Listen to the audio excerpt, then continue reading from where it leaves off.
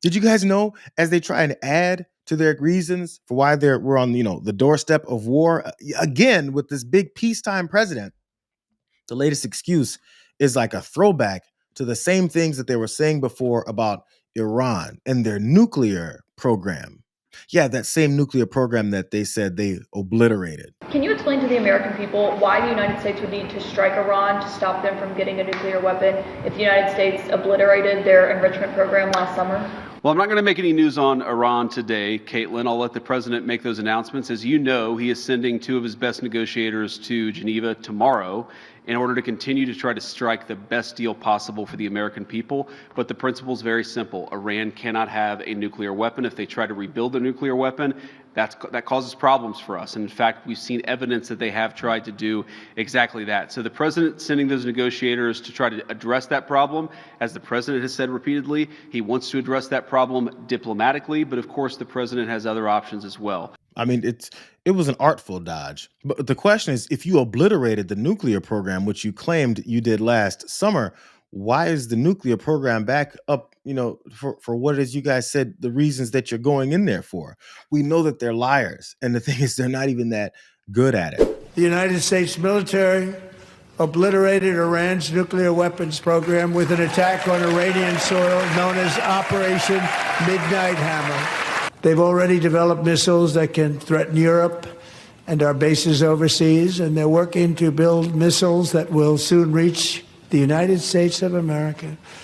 After Midnight Hammer, they were warned to make no future attempts to rebuild their weapons program, in particular nuclear weapons, yet they continue starting it all over. We wiped it out, and they want to start all over again, and are at this moment again pursuing their sinister ambitions. All you need is one simple question to ask them why their previous lie is suddenly not the truth, or maybe the current lie is not the truth. Who knows? They just say things, and for some reason they dispatch dummies like Markwayne Mullin to answer that same question. I don't think he was prepared for her to ask him that question either. Watch him stumble. So as long as the Ayatollah is going to continue to try to rebuild the system that he said he wasn't going to do. That's why we ended the 12-day war, because they said they were done trying to build a nuclear weapon, yet they're obviously trying to rebuild it.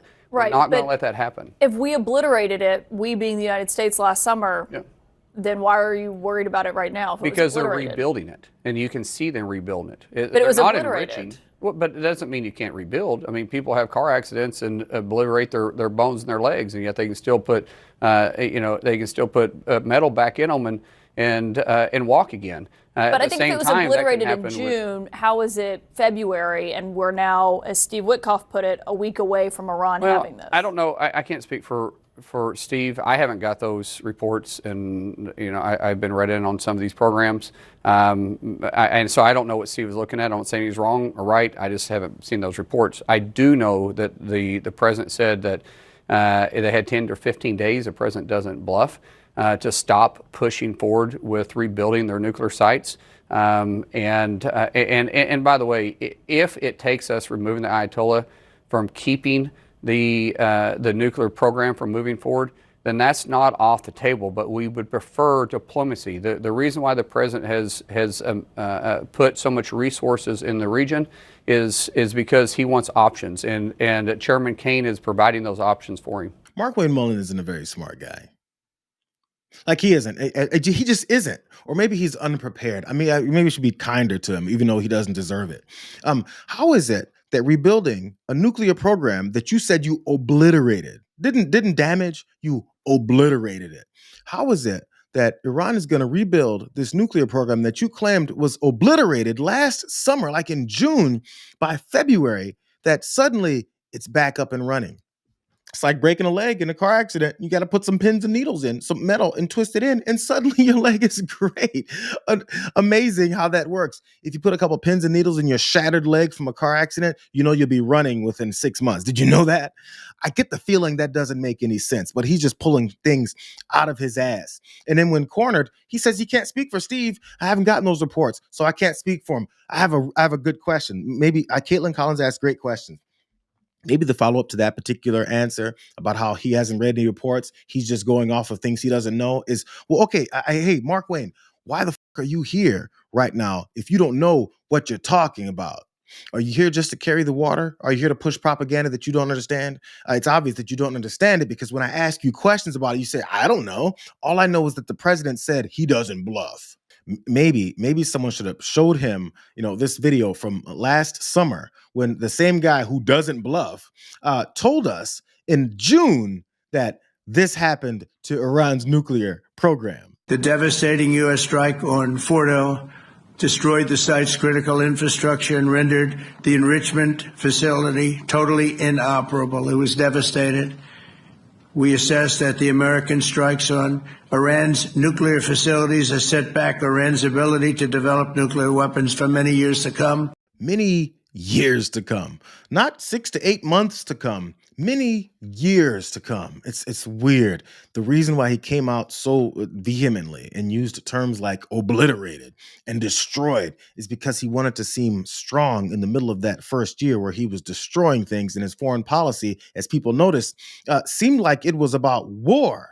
He was getting reports like this, and he wasn't happy. The assessment finds that nuclear enrichment could resume in the next several months if Iran wants it to. This is according to officials familiar with this report. They also tell NBC News if this evaluation continues to be true and Iran doesn't agree to restart negotiations with the Trump administration on a nuclear deal, both the American and Israeli governments could conduct additional strikes.